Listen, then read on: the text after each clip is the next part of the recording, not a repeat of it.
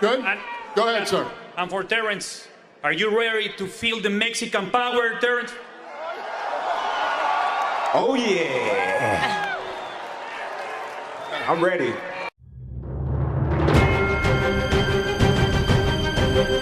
Keep Canelo's name out of your fucking mouth, Terrence Crawford. There's levels to this, and he's levels above you. A lot of people that say that Crawford can beat Canelo, no problem.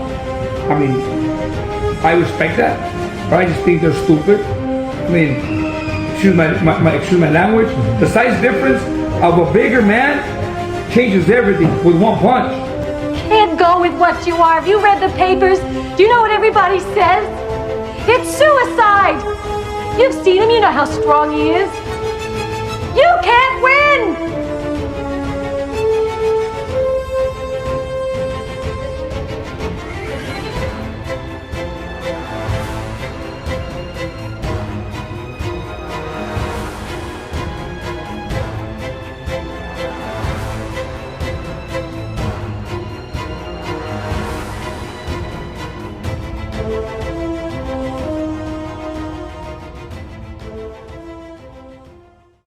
You know, in my very last video, I told you guys the reaction to Crawford beating Canelo Alvarez, the reaction from everyone, from the haters to the professional boxers, it was like something I've never seen before. I mean, even old media was forced to bow down and kiss the ring. Crawford beating Canelo was old media's biggest nightmare, from the Ring magazine to ESPN.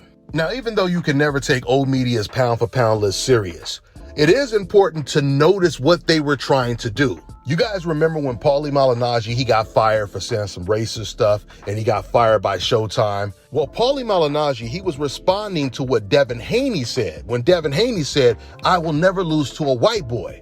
So Paulie, he clapped back by saying, actually, this is no longer the era of the black boxer. This is now the era of the white fighter, the Eastern European white fighter. They're the ones that's dominating the sport. This is no longer a sport dominated by black fighters. This is pretty much what he said, and he got fired for saying that.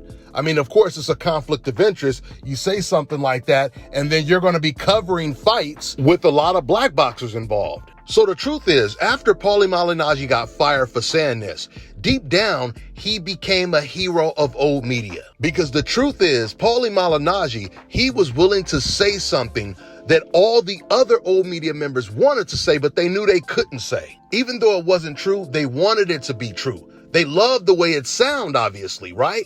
No more black fighters. And now we have the white fighters that are taking over the sport. So they love when Paulie said this, because there's no doubt about it. There was this emergence of Eastern European talent, white fighters that were way better than the Western white fighters, like fighters from America or UK or Australia. So around this time, you had a lot of race fans and old media members.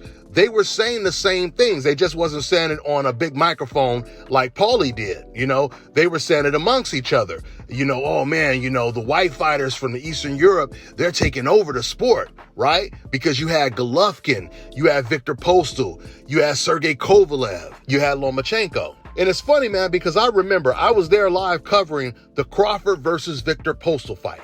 Remember, Viktor Postol is another Eastern European fighter. And Viktor Postol, he had just knocked out Lucas Matthysse. Lucas Matthysse, at the time, he was considered a beast. He was the one that old media was pushing the hardest. So Viktor Postol, he was an underdog in that fight. And Viktor Postol ended up knocking him out. After Viktor Postol knocked him out, fans, they started accusing Terrence Crawford of ducking Viktor Postol. Well, shortly after that, the Crawford-Postol fight was signed. And I was there at that fight ringside. I was covering the fight. So I'm sitting there with the rest of the media. And I remember there were two guys talking. I think it was a Mexican guy and a white guy, or it might have been two Mexican. I don't really remember. But I remember they started saying that the Eastern European fighters are taking over the sport of boxing. And keep in mind, they're saying this while Crawford is fighting Viktor Postol. This was also around the time that Golovkin was completely avoiding Andre Ward, and Andre Ward ended up stopping Sergey Kovalev, which is the reason why Golovkin never fought Ward, because Andre Ward, he would have stopped Golovkin as well, probably even easier. Remember, HBO damn near forced Andre Ward to leave Golovkin alone and move up to a higher weight class and fight Sergey instead, a much bigger Sergey. At the time, some old media, they actually had Sergey Kovalev as pound for pound #1, the best fighter in the world when Ward fought him. So the reality is, while the Eastern European fighters are really good, very talented fighters, they're much better than the Western white fighters, but they're not better than the BAs, not in general. At least 8 or 9 times out of 10, you put the best American fighter up against an Eastern European fighter, the BA is going to win. So after Paulie Malignaggi said that, what happened was, like I said, old media, deep down, they couldn't come out and, of course, praise Paulie for saying that. They didn't want to be associated with him saying something that was considered racist, of course. So they did their talking on the internet with their pound for pound list. And what they tried to do, they tried their best to discreetly remove all of the BAs from their pound for pound list. If you guys recall, at least when it comes to the ring, and the only reason we're even talking about the ring is because now Turki, he owns the ring. Now, before Shakur Stevenson beat William Zepeda, the ring, they only had one black fighter on their pound for pound list, and that was Terrence Crawford. And they had him at number 3, behind Usyk and Inoue. And what's so crazy about this, I told you guys, Turki, he owns the ring. Turki, he said before he owned the ring, he said a long time ago when he noticed that some of the old media members, they would have Usyk or Inoue at number 1. He put out this post and he said, I don't know what's going on in America, but Terrence Crawford is clearly the best fighter in the world. And he started breaking down his achievements and his resume, comparing it to Inoue, because I think at the time they said that Inoue was over Crawford, right? So you got Turki explaining this in detail. And yet, when Turki buys the ring, for some reason, they still had Usyk and Inoue over Crawford. I never understood that. But it's so sad to think that America has the best fighters in the whole sport, right? And yet, it's America that discredit the black fighters more than anyone. It is the complete Cinderella story, right? And it takes outsiders from other countries to point this out and be like, hey man, what's going on in America? Clearly, this American guy is the best fighter in the world. How can you guys not see this? And you guys are from America. This would only happen in America, guys. Only would this happen in America.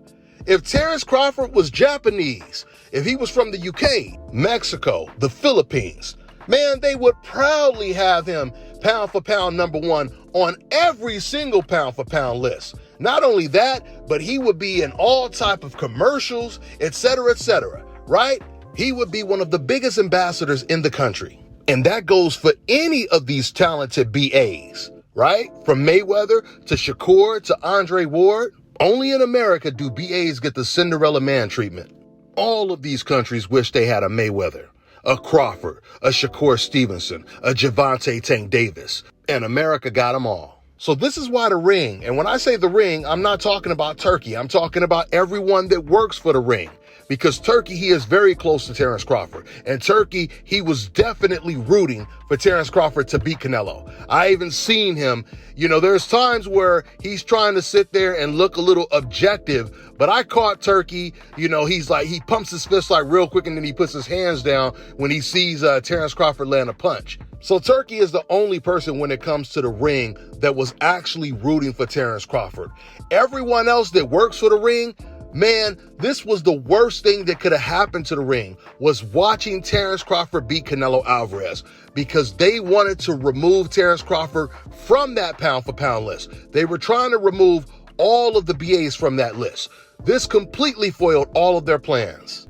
And instead, Crawford's win, it did nothing but further motivate BAs to elevate their position in the sport. One of BA's biggest obstacles in the sport of boxing, outside of old media's resistance, is the fact that BAs are often the most avoided fighters, which is why some of them are not on the pound for pound list right now. This is the reason why Demetrius Andrade and Jermall Charlo never reached pound for pound status, because they couldn't get fighters like Golovkin and Canelo to fight them. And this is the advantage that the non-black fighter has, because a lot of times they are not as talented, not all of them, but 90% of them are not going to be as talented, as gifted as a BA. Therefore, everyone wants to fight them, which means they can fight whoever they want. Ain't nobody ducking T.O., ain't nobody ducking Canelo, Ryan Garcia, Raymond Morataya, Emilio Vargas. Other boxers have been in a line waiting to fight them, and this is before some of them lost. So listen, y'all, I just been running my mouth.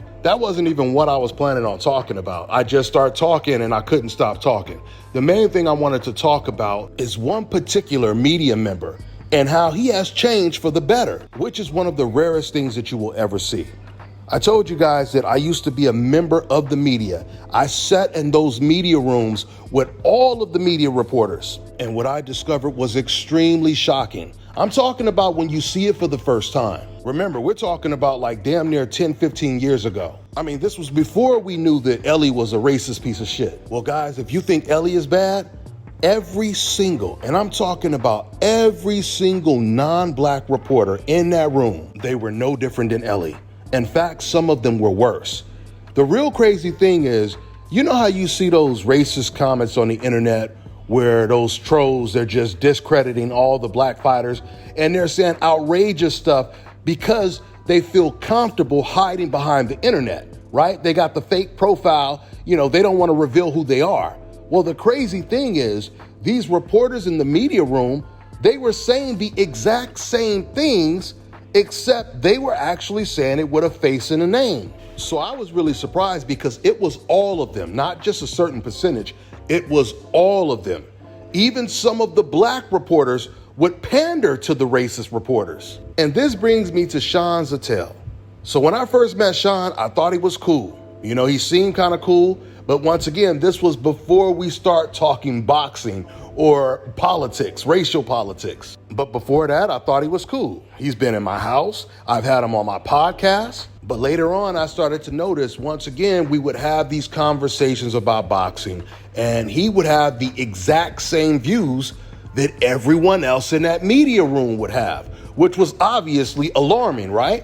He would always discount the black fighter and praise the non-black fighter. You know, the typical conversation you would have with a non-black boxing fan, at least the majority of them. And I've already completely explained this in my last video I did about Ellie, when Canelo Alvarez made Ellie look stupid.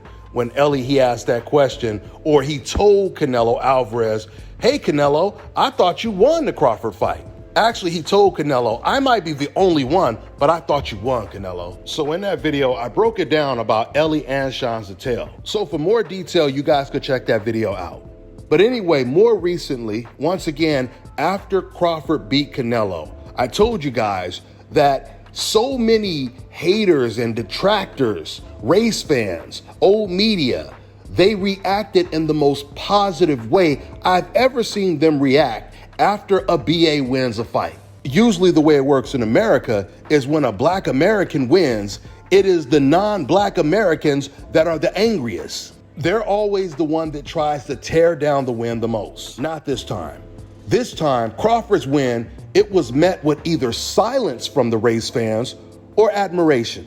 There has been a lot of praise for Terence Crawford, but Sean Zettel, he said something that I have never heard from an old media member that shocked me and had to shock all of the old media members.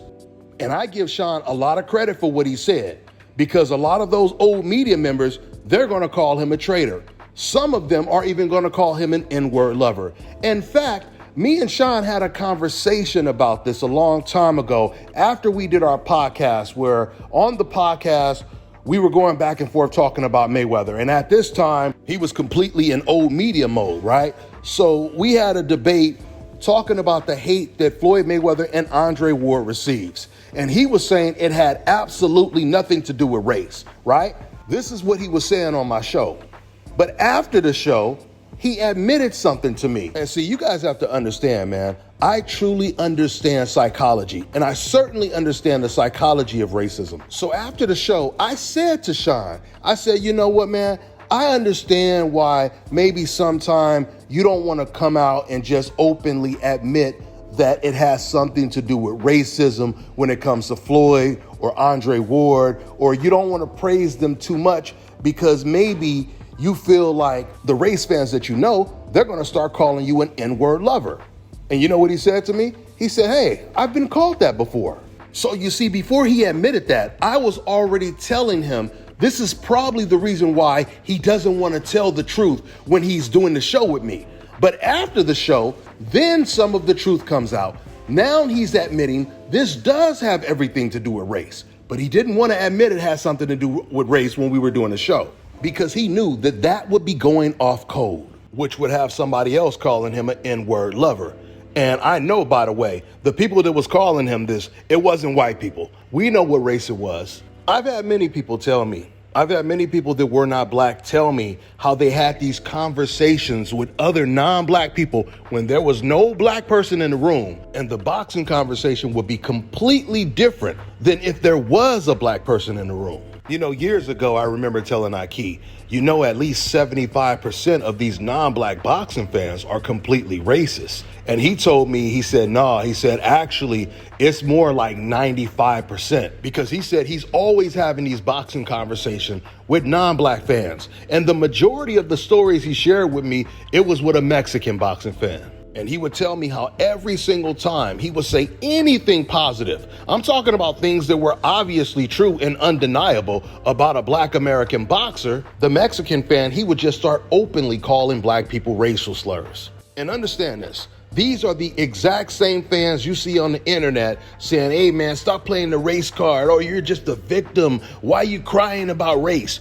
These are the same ones that say all of this stuff in person when they're talking to someone else who's not black. And once again, there's no black person in the room because they feel they don't have to be on code when once again, there are no BAs in the room. So anyway, I'm talking too much. I was supposed to get to my main point like 10 minutes ago. So anyway, after Crawford beat Canelo Alvarez, with all of the racially divided conversations me and Sean Zattel has had in the past, Sean, he comes out and he says something that you might never hear another non-black American say again. This clip was sent to me a couple days ago and I want you guys to check it out. I want to point out about Terence Crawford.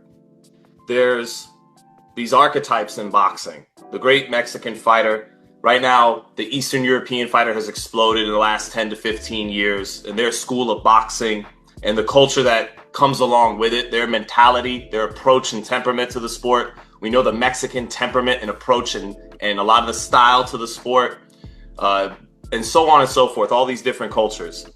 This was yet another reminder that when it comes to boxing, that little black kid from the ghetto is quite a formidable force till this day at this highest level. And that archetype still remains king, still has produced the greatest amount of fighters in the world. And I am proud to acknowledge that as a fellow American. May not be a black American, but I'm American. These people are my countrymen. The United States has the most world champions in the history of boxing. Mexico's at number 2. So you saw the top 2 historic cultures, at it in the ring, and they're gonna do it again and again and again. This ain't, this is a great rivalry. I want to acknowledge that because I don't know, some people for some reason, I don't know, I get uncomfortable about it. They don't acknowledge it. We're quicker to acknowledge the Japanese honor and culture, the Mexican warrior, the stoicism and skill of the Eastern European. Tip of the hat to the black American fighter, which has in fact produced the greatest fighters of all time. If you made a Mount Rushmore, they might all be black American. If it's Ali, Robinson, Henry Armstrong, Joe Louis, Floyd Mayweather, Terence Crawford, Roy Jones. Salute. The United States has the most world champions in the history of boxing. Mexico's at number 2. So you saw the top 2 historic cultures, at it in the ring, and they're gonna do it again and again and again. This ain't, this is a great rivalry. I want to acknowledge that because I don't know, some people for some reason, I don't know, I get uncomfortable about it. They don't acknowledge it. We're quicker to acknowledge the Japanese honor and culture, the Mexican warrior, the stoicism and skill of the Eastern European. Tip of the hat to the black American fighter, which has in fact produced the greatest fighters of all time. If you made a Mount Rushmore, they might all be Black American. You know, if it's Ali, Robinson, Henry Armstrong, Joe Louis, Floyd Mayweather, Terrence Crawford, Roy Jones. Salute. And that right there, without a doubt, is the truth. I give him credit for saying something like that because, once again, if you go to the UK, you will see every British boxing fan cheering and rooting for the UK fighter. It doesn't matter if their UK fighter is up against Canelo, against Golovkin, against any boxer. If that boxer is not from the UK, they're rooting for their own countrymen. They're all in the same gang, at least when it comes to them rooting for that fight. Now, I'm not trying to say racism doesn't exist in the UK, but once again, they are loyal to their boxers. And if Terrence Crawford, Andre Ward, Floyd Mayweather, Gervonta Tank Davis, Shakur Stevenson, Devin Haney, Jerron in his boots, if they were from the UK, they would be filling up soccer arenas the same way Anthony Joshua does.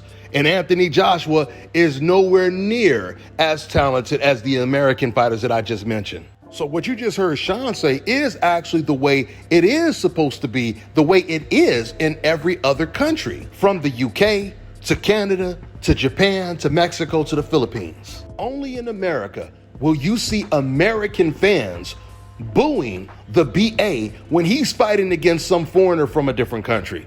And 99% of the time, those boos are actually coming from Mexican fans. Which reminds me of a clip that I played for you guys on previous videos. I'll play it again on this video so you can see what I'm talking about. But there's a clip of a Mexican guy, you know, he's making excuses for Canelo losing to Crawford, saying that Crawford or Canelo took a dive, you know, just talking crazy. But he ends it by saying, I don't want to make this racial, but the only people that are happy Terrence Crawford won, we know who they are. This is what he said, right? Obviously, he's talking about BAs. What do you think? I know Crawford fans, they're happy. They're like, I told you guys, you know, I ain't trying to make this a race thing, but we all know who's really happy that Crawford won. Okay, so let's see who was happy that Crawford won that night.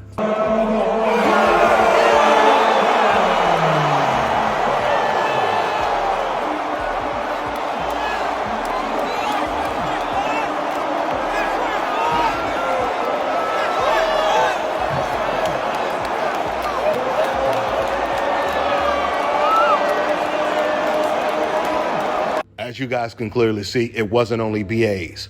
But when that Mexican guy, when he said that, what he was really trying to say is the way he grew up when it comes to his race and his people, he believes that everyone is supposed to feel the exact same way as they do about black people. And this is the reason why I tell you, whenever you hear boos at a fight, 99% of the time, the boos are coming from Mexican fans. Because Mexicans' racism is more overt. It's more in your face. But then at the same time, just to show you how fake these Mexican fans are, they will boo you while they're in the crowd. And then if they see you in the lobby, then they want to take photos with you. You know, like when they see a Floyd Mayweather, a Devin Haney, or a Shakur Stevenson. But then behind closed doors with all their friends, they calling you Pinche Mayates and everything else. And I know this because other Mexicans have told me this, and I key. So with that being said, y'all, I'm gonna wrap this video up. That's all I got for now, guys. I'm on to the next one. Look, dare I say easy? Like I told you, it wouldn't be easy because all the years of Canelo's career and Crawford's career are hard work. I don't want to discredit Canelo here. He's a really good fighter.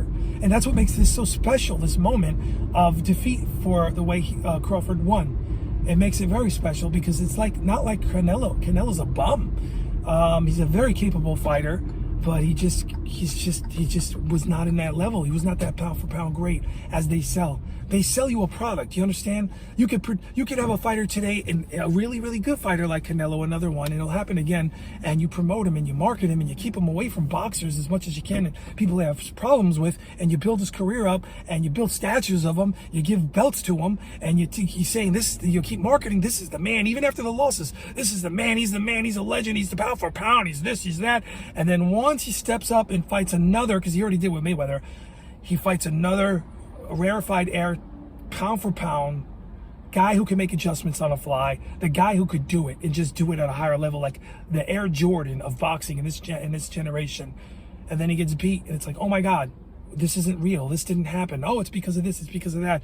It's because you were sold BS. You was a really good fighter, not super great like a Floyd, like a Crawford level type fighter. You were sold that he was that. So a lot of people were so gassed up. They thought that Canelo would knock him out and knock him out early. I'm still cracking up. You guys are funny. You thought, I'm sure some haters are watching this. You thought Canelo was going to knock Crawford out early. Forget the knockout in the late rounds. I mean, we knew that wasn't going to happen. I said in my fight plan, he would have more and more problems. The only way Crawford should win, this is a decision win. Comfortable. And you thought he was going to knock him out. You're telling me I don't know about boxing. You thought Crawford was going to get knocked out early. Oh my God, that's mad funny. I gotta have a laugh. You people make me laugh, and then you're telling me I don't know anything about boxing. Yeah, get with reality. The reality is, I don't know what they're saying on TV because I couldn't give a damn. I'm not watching boxing analysts that are paid with big checks. They all have a bias. I want to know from you guys, based on your expertise, how do you see this fight playing out? I think it's going to be a very excellent fight. It's going to be a very intriguing fight from the beginning, but I think that once the fight starts, and my prediction, if Bud comes in the ring, because that's my prediction of who I think is going to win, Bud. Okay. So I think if he comes in, starts fast, starts letting, Bud go, you know what I'm saying? Started out with right-handed and he switched up to the left-handed style, busting Canelo up, making him miss, hitting him with great counter punches and counter shots. By the 11th round, he'll be softened up and we can sit him down. We have never seen this. Anybody sit down Canelo Alvarez. Terrence Bud Crawford has been doing things that we've never seen done in boxing before. He was the first man to become undisputed. All right. 2 different times. I mean, the way he's moving up and down the scale of the weight classes and dominating these fighters. Well, nobody thought he was going to dismantle Earl Spence like that. Yeah. I'm Bud County all the way. Bud you know County, what I'm saying? right. I've been following this guy for a long, long time, man. Southpaw, switch hitter. And he's a two-fisted monster. Yeah. He used those hands better than anybody. And but he is fighting Canelo Alvarez. Right. You know what I mean? I think moving up 2 weights is going to be challenging. Mm-hmm. But if anybody can do it successfully, it's a guy named Bud Crawford. How is he going to do it? Well, when you look at Canelo last few fights, he hasn't been really active. He hasn't been throwing combination punches. It's been like one punch at a time, one here, one there. And I think he's going to have to get back to his boxing combination style. I think if we see the Canelo, and I call him Saul, with Saul show up, the one guy that defeated Plant, that was the active Canelo that I believe will give anybody problems. But the Canelo we've been seeing recently, it just seemed like, he don't have that hunger or intensity that he used to have when he was a young kid coming up. And I think when you look at it, being hungry in boxing is important. I don't think it's going to be a lot of action. I Really? don't, because I just think they're both very technical fighters. You're right, Canelo hasn't been that active. It's tough to counter punch off a guy who isn't that active. So Bud's going to have to step on the gas and be aggressive. Will he or will he? I think it's going to be really close. I think there's going to be a lot of arguments after this fight. Well, how do you believe, because Espinoza is leaning Canelo Alvarez, and it's interesting that all the 3 black guys pick Crawford and the 1 Mexican. I'm saying, I mean, like a California I'm not prison. saying, well,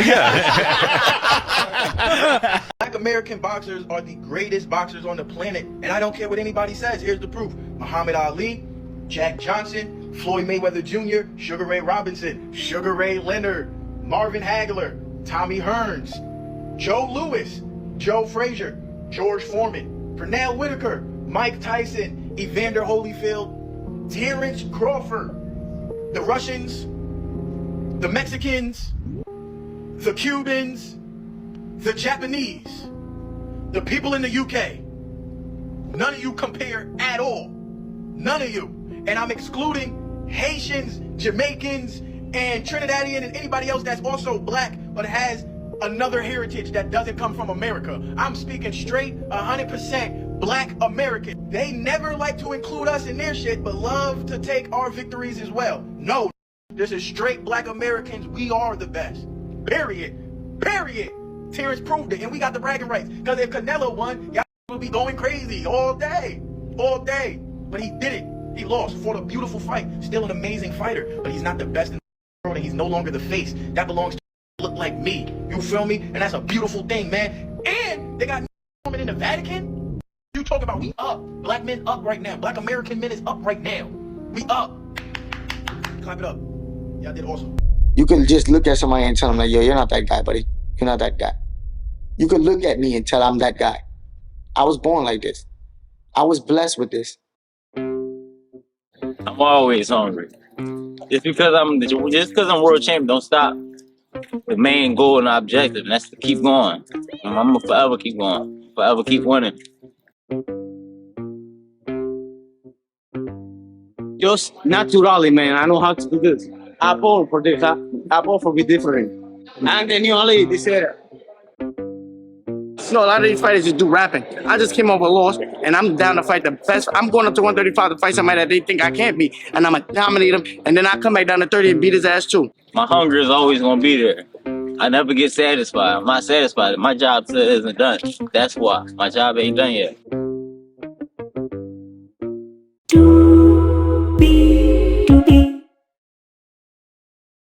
Anyone who's ever had it understands shoulder pain is no joke. It can keep you up at night. Once it's in pain, it stays in pain all the time. You find yourself popping all kinds of painkillers, and then you find yourself trying to figure out what the problem is. You go see doctors, you go see surgeons, you go see physical therapists, massage therapists. The shoulder in particular has 4 different joints. Any one of those 4 joints can be problematic because you have these different ligaments that wrap around and hold those joints together. And then you have tendons from any one of 20 different muscles that attach to the shoulder blade that can go awry. Muscle and Bone NYC has been around serving many people, getting them out of shoulder pain and all kinds of joint pain since 2012. Contact us at mbnyc.fitness or call us at 917-238-3650. Let's get you out of that pain. All right, now check this out, guys. If you're looking to repair eczema scars, burns and bruises, dark spots and blemishes, the fever blisters, diabetic ulcers, this right here is the perfect product for you guys. It's called Elo Diki Face and Body Oil. Athletes and top-ranking boxers, they're also using it after training to reduce swelling, inflammation, and to ease the pain. So get yours today. Go to elodiki.com, like them on Facebook, and follow them on Instagram. Let me tell you guys about Issa Israel Law Firm. It is a full-service legal practice based in Denver, Colorado, an emerging hub for combat sports and high-altitude training. If you're a fighter inside or outside of the ring and you need a law firm you can trust to fight for you, visit thefighterfirm.com or email help@iilawfirm.com. Legal representation is usually limited to plaintiffs or defendants in Colorado, but iFirm can help anyone in the world with trademarking their business name, logos, and U.S. immigration issues. This brother has been my attorney for a while and helped guide me through all kinds of business and civil issues, so make sure you guys go to thefighterfirm.com.